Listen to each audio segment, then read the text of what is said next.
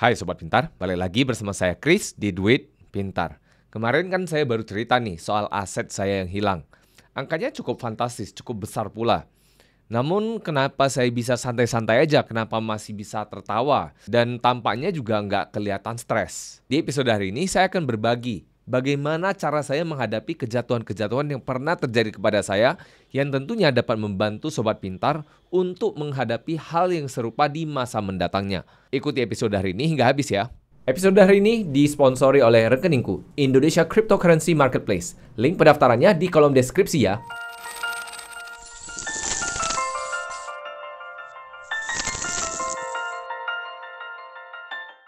Seperti biasa nih, sebelum memulai, BPJS-nya dulu dong. Bayar pakai jempol, share, dan subscribe saja. Episode dari Duit Pintar akan selalu hadir di setiap hari Senin, kadang-kadang di hari Kamis.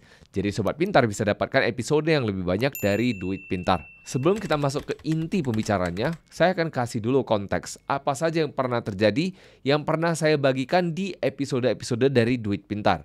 Tentunya untuk Sobat Pintar yang sudah ikut Duit Pintar cukup lama, Sobat Pintar pasti tahu bahwa di episode sebelumnya saya pernah menceritakan bahwa saya pernah mengalami kerugian dari investasi yang saya sendiri lakukan dan lebih tepatnya trading yang saya lakukan di instrumen derivatif yang mana nilai kerugiannya mencapai sekitar 700 jutaan. Kemudian setelah itu saya juga pernah utang kepada bank yang mana akhirnya saya menggadaikan kembali harta saya untuk melunasi utang tersebut. Setelah itu saya juga pernah kena money game, terjerat di dalamnya, habis cukup banyak. Dan setelah itu saya juga pernah trading menggunakan utang yang mana sebenarnya nggak disarankan, namun tetap saya lakukan, yang akhirnya menjadi pengalaman yang cukup berharga untuk saya. Dan yang terakhir yaitu aset saya yang hilang yang baru saja saya ceritakan di episode sebelumnya. Sebagai konteks, saya ingin menceritakan sedikit dari kejadian tersebut. Jadi kejadian yang saya kehilangan dana sekitar 700 juta akibat dari kekalahan dari trading saya, kerugian dari trading saya itu, ini terjadi sekitar 3 bulan sebelum pernikahan saya. Jadi bisa dikatakan ini adalah waktu yang sangat krusial. Padahal dana yang sama rencananya nih digunakan untuk biaya pernikahan, beli rumah, beli mobil, dan juga aset-aset lainnya. Tentunya ada sebagian dari dana itu direncanakan untuk memulai usaha pula. Namun dikarenakan kehilangan dana itu, kerugian tersebut, ya akhirnya semuanya bisa dikatakan hilang. Semuanya dikatakan gagal. Dan diantara rencana itu, yang kejadian hanyalah menikahnya. Walaupun akhirnya menikahnya saya selesaikan dengan cara utang. Nah, maka ini masuk ke bagian yang kedua yaitu gimana saya bisa masuk ke ranah utang. Nah, utang saya adalah akibat dari pernikahan saya dan juga akibat terkena money game yang tadi. Jadi udah jatuh ketimpa tangga, masuk got, dipijak-pijak pula, lalu dieein gitu loh. Jadi sakit banget waktu itu. Jadi kejadian semuanya ini terjadi dalam kurun waktu kurang dari 6 bulan. Belum lagi setelah itu saya berpikir bahwa dengan saya trading, dengan pengalaman yang saya sudah punya, mudah-mudahan saya bisa mempercepat untuk membalikkan utang saya. Maka saya ambil utang lagi sedikit untuk bisa mendapatkan modal yang bisa saya tradingkan. Yang akhirnya boncos juga. Tentunya kejadian ini bisa dikatakan kejadian di saat saya berusia yang cukup muda pula. Waktu itu saya masih berusia sekitar 25 tahun, 26 tahun. Dan di saat itu mungkin banyak yang bertanya, Chris, karena kejadian begitu berurutan pula, berentetan pula, kamu kepikiran nggak untuk bundir? Jawabannya iya, saya sempat kepikiran untuk bundir. Ketika saya terjadi kerugian 700 jutaan itu, saya sempat ngelihat keluar jendela, namun tiba-tiba ada yang ngebisik kepada saya mengatakan bahwa kalau saya melakukan itu sama dengan saya bodoh. Dan itu nggak menyelesaikan masalah apapun, malah menyulitkan semuanya. Dan untungnya memang saya memiliki pacar dan yang sekarang sudah menjadi istri saya yang sangat pengertian. Dan tentunya istri saya yang justru menghibur saya dan mengatakan kepada saya bahwa ya sudah nggak apa-apa, uang bisa cari lagi. Dan itu pula yang saya bagikan dalam bentuk tulisan ketika adanya kejadian waktu runtuhnya Terra Luna. Yang mana sudah pernah saya bahas di episode sebelumnya.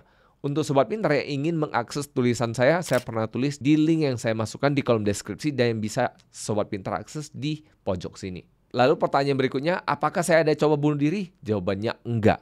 Kalau misalnya saya bunuh diri, udah pasti yang sekarang ngomong adalah setan.